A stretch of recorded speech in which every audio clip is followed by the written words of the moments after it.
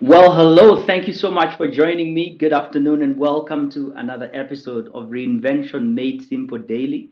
My name is Kamoya Benjamin, and it is my purpose to help leaders reinvent themselves for more impact and more income. And there's always a process for really, getting more income and impact in your life. In my journey, my reinvention journey, what I've found and learned also from the masters is that you've got to master your identity. You've got to master your brilliance. You've got to know who you are. You've got to know your value. You've got to know what you carry. You've got to know what you bring to the table.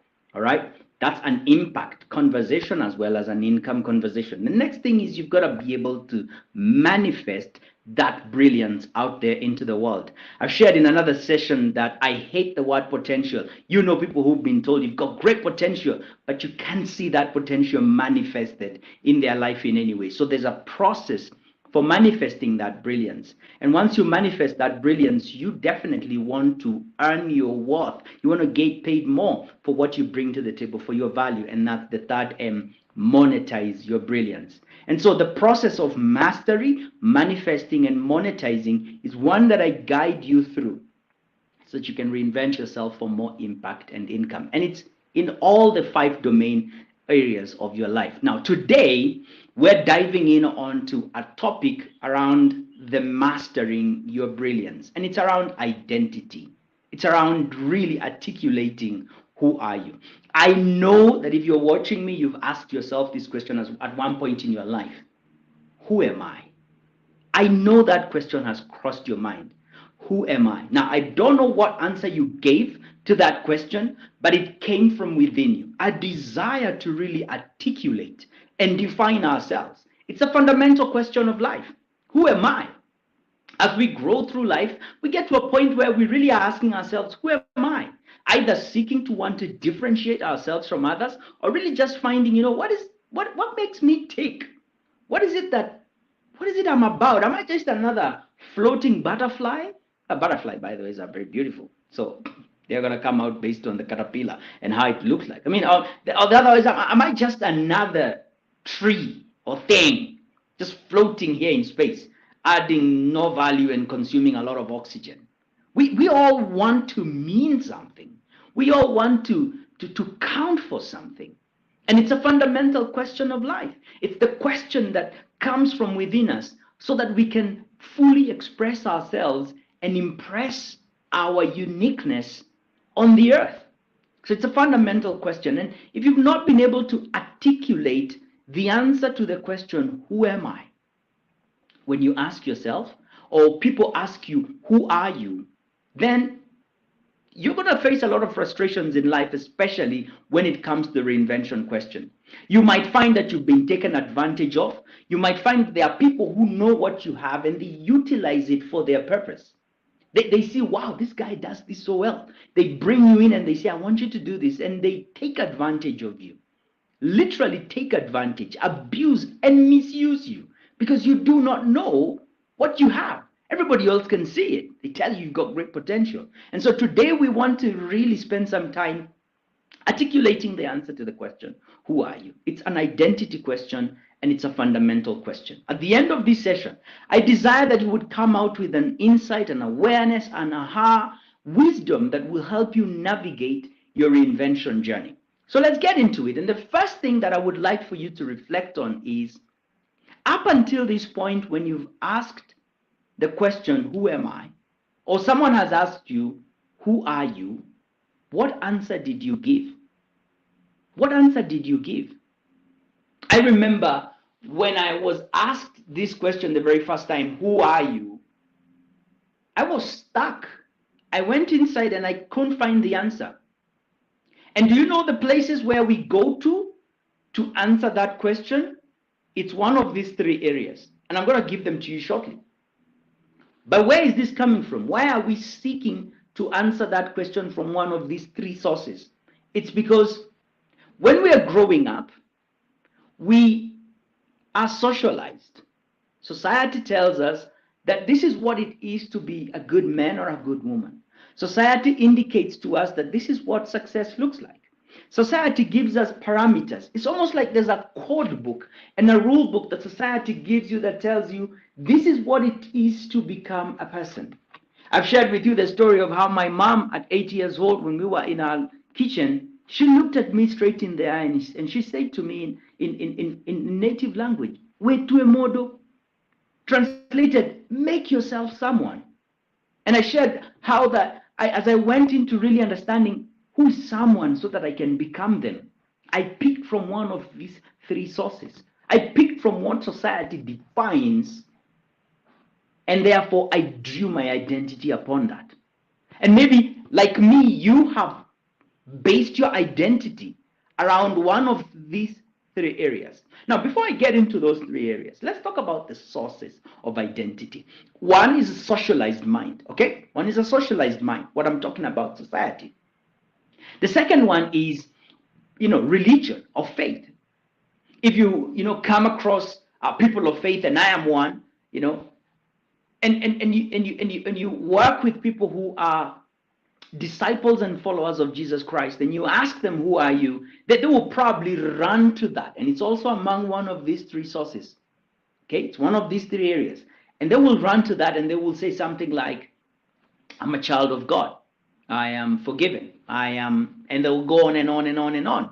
And they'll give you a definition that is around those religious lines. Yeah, I'm not here to contest that. It has its place, definitely, granted. There are other sources of identity, and I want to go to the three areas that I was talking to you about right now. The three main areas where we draw our identity from is these three R's. The first one is results. The second one is relationships. And the third one is reason.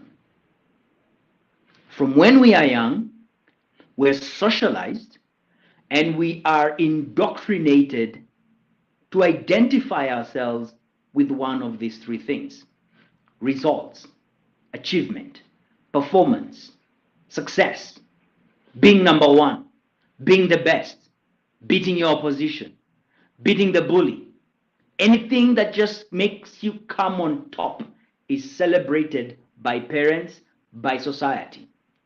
And whenever we're connecting with our uncles over the holidays, they're asking you, "What number did you become? What is your score in mathematics? What is your score?" And by the way, these are important things. You need to really, score your A's. I mean, get good at that stuff. Get good at that stuff. The problem is that we quickly identify that, wait a minute, I'm defined based on my performance. I'm defined based on my achievement. I'm defined based on the results that I get. Then who am I? I am that guy who gets A's. I'm that guy who does this. I'm that guy who's good in football. And we realize this is what society identifies with, and we take it upon ourselves and we use it to define ourselves. Most of the time, if you meet people in a room for networking, dinner, or whatever forum you're connecting with people, hey, tell me a bit about yourself. Who are you? People say, I'm the manager in this bank. I'm an engineer. I am, and they give you something that is connected with their results, with their achievements, with their performance. That has its place, but it's not who you are. That's what you do. That's not who you are. Before you are an engineer, before you are a banker, before you are whatever it is that you use to define yourself based on your career, before I get up and tell people I'm a coach, before I was a coach, a trainer, and a speaker, who was I?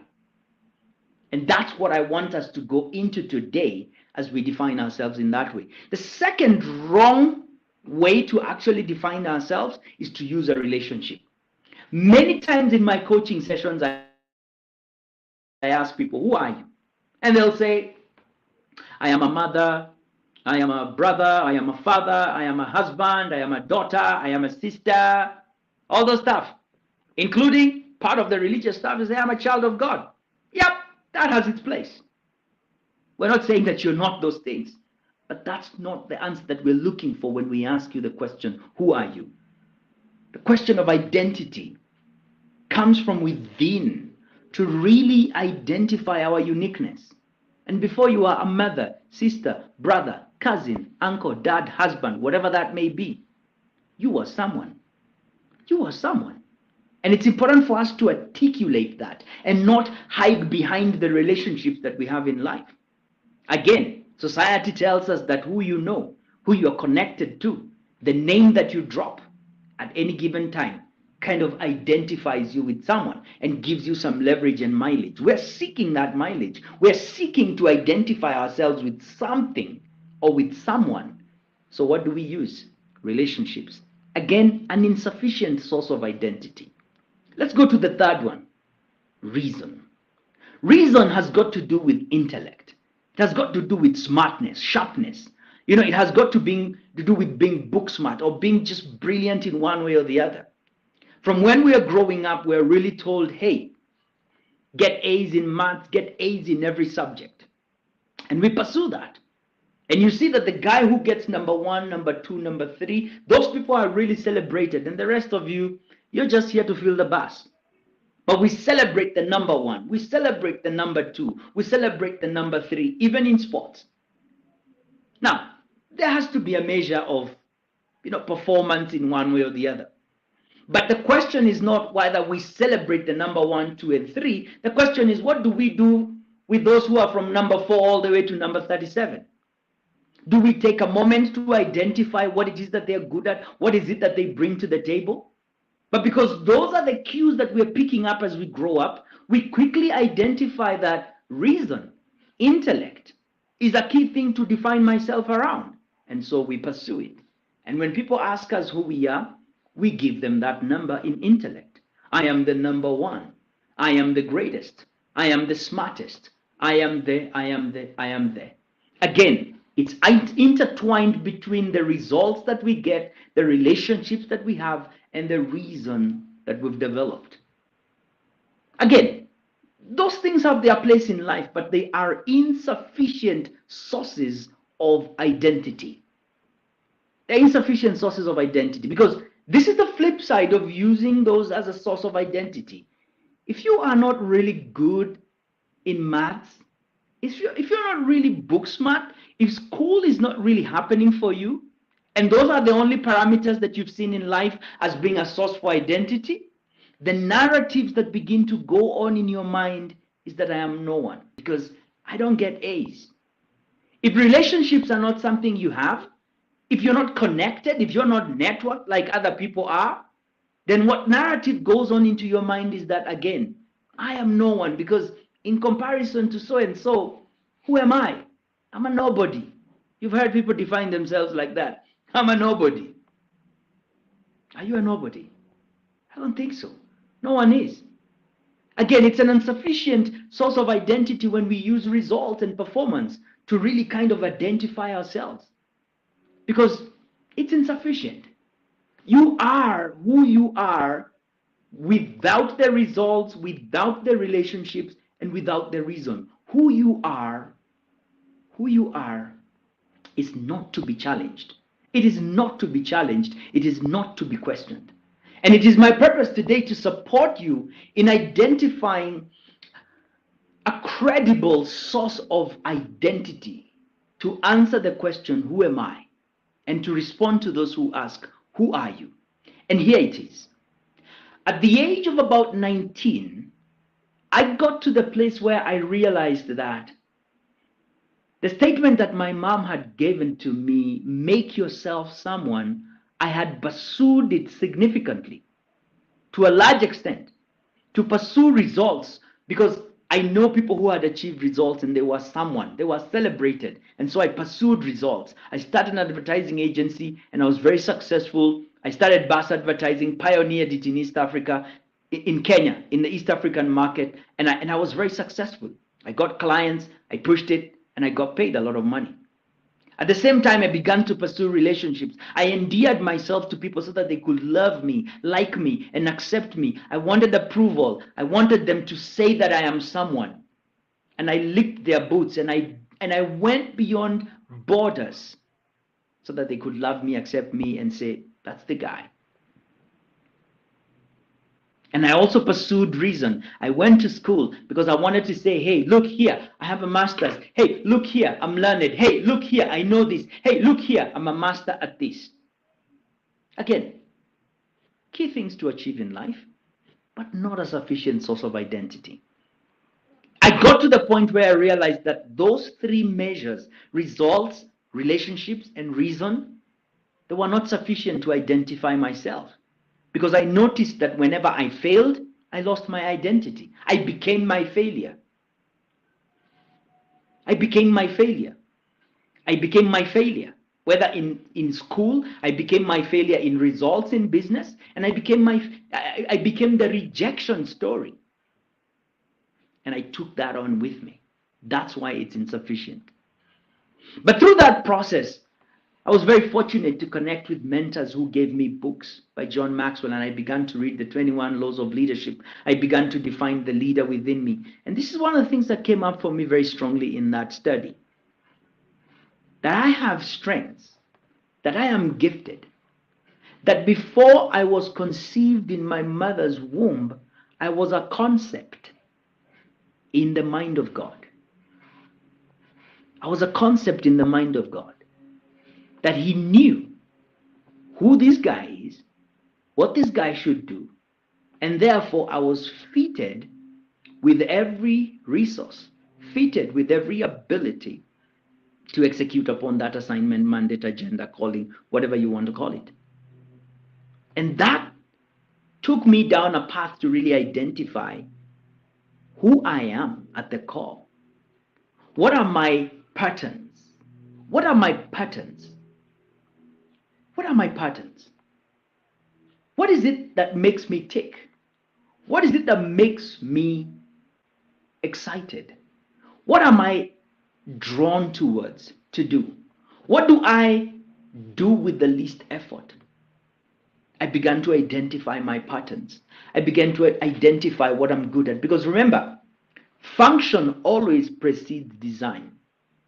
Function always precedes design. What do I mean by that? I mean that before we decide to build something, we're always brought to that point of creating and designing by a need. The need for something, the function that we want it to perform, the problem that we want it to solve comes before we design the thing. We never design something as human beings and then ask the question, what are we going to do with this thing? Can we get guys on a 4-day seminar? Let's get into breakout groups and look at it and then imagine what we're going to do with this thing. Never. There's always a need. There's always a function that we want this. There's a function that we need carried out. There's an outcome we want to create. And so that outcome dictates the design. And so before I was born, before you were born, if you will go with this philosophy with me that you are known, that you are known, that you are a concept. You are a concept in the mind of God. If you do not believe that, I do not know what other thing will give you a sufficient source of identity other than that. Where did you come from? Where did you come from? Are you a mistake? Are you an accident? I don't think you are. I think that fundamentally you were known, a concept in the mind of God before conception happened. And by the time we got here and we received you and held you in our arms and we said, wow, look, beautiful baby. You are already fitted. Function precedes design. You are known.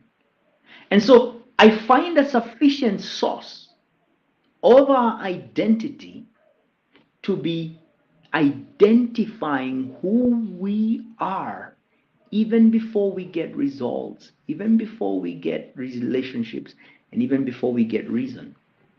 And again, we'll go back to those three, but not so that we can define them, ourselves against them, not to define ourselves against them, but to find achievement data, to find evidence that this I do well, this I do not struggle to do.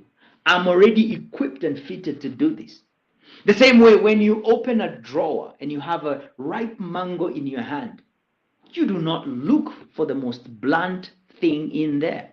You look for a knife. And when you look at a knife, it has been designed a way that suggests that this sharp edge is supposed to cut something. The same thing with a spoon.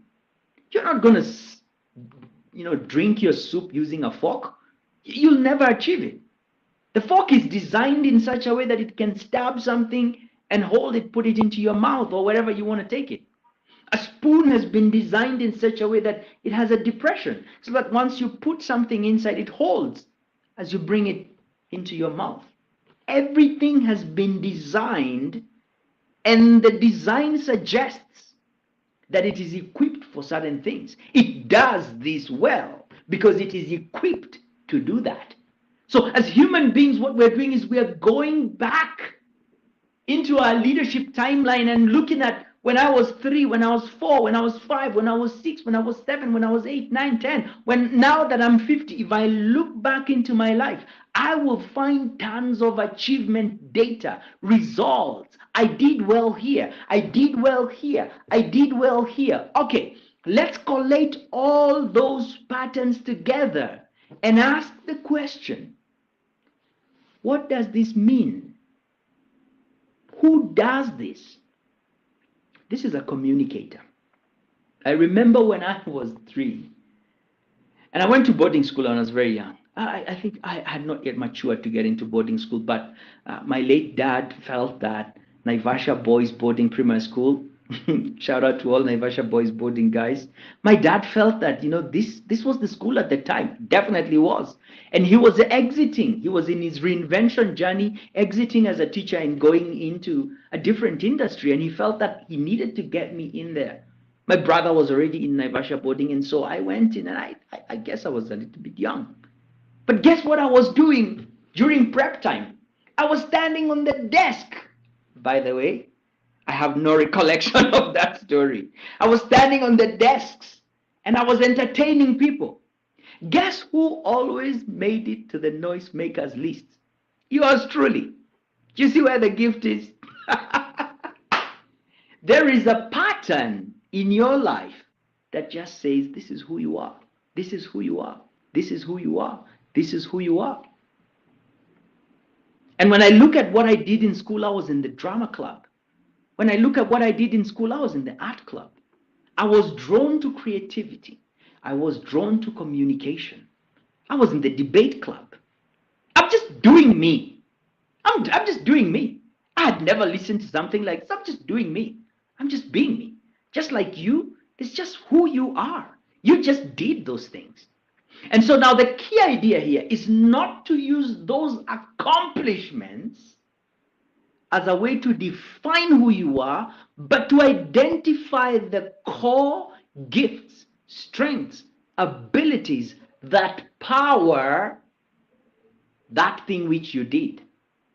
I was in the debate club not because I am a debater, but because I'm a communicator. I was in the drama club and did very well, not because I am a dramatist, whatever they call them, but because I'm a creative. I was recording, using a camcorder, recording in church where I was and volunteering those gifts without having ever gone to school. Not because I'm a videographer, but because I'm a creative. I was out there playing drums in the church and I had never gone to drum school because I'm a creative. And the moment I got a laptop and a computer and I began to work on Corel Draw, it just came easily for me to design flyers, graphics, logos, posters, flyers, all those things. I designed them easily. There was flow, not because I'm a designer, but because I'm creative. There's a spring. There's a spring of creativity. That it doesn't matter which area I go into, I will flourish, I will thrive, because I am a creative. Now, that's the same thing that I'm encouraging you to do. Define yourself, not based on your accomplishments, but based on the skill, talent, ability that powers that accomplishment. Because if I define myself today as a videographer, I will not be a videographer forever. My role actually has changed significantly. And the different roles that I have played, if you look at the different business cards I have held all my life, all those business cards read something different. But there's one skill that has powered all those things: communication. I am a communicator. That is who I am. That is what I was created to do. That is what was fitted within me. That is what was coded within me. I am. Who are you, Benjamin? I am a creative communicator. Those are the top two skills, talents, abilities, strengths, whatever you want to call them, that power every expertise that I bring into the world. And that is a sufficient and reliable source of your identity. So let's go back. Let's go back and find the evidence. Let's go back and identify what it is that we're good at. And again, I'm always happy to support you and others that come alongside me on this path as I mentor them into going back and really identifying what is the achievement data in my life? What are my motivational patterns? I help you define, who you are based on the skills, the strengths that power your expertise. Because as we are talking about in the reinvention journey, it is who you are, mastering that, getting good at it, being the best at it, that leads you then to manifest it into the world and being sought after because you're the best in that area. If it relies on those key strengths and abilities, you will beat anyone hands down any day. And as you manifest that, people say, wow, that's brilliant, because you have mastered it. You've mastered it. This is a different level of awareness in terms of understanding what you carry and what value it brings to the table. And that value is then translated into an outcome. And that outcome is what you get paid for. And that is monetizing your brilliance. Again, I'm more than happy to support you. Reach out to me, reinvention@kamoe.com, reinvention@kamoe.com, and I will support you in the journey to creating the outcomes that you know are possible through you and for you. Right on. Thank you so much, Benjamin Kamoe, here to support you and guide you through this journey, right?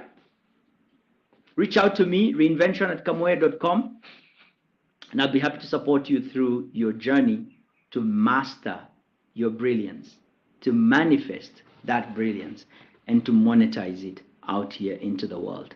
Blessings, be well. I'll see you tomorrow at 1:30 p.m.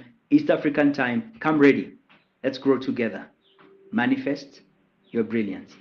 Bye for now.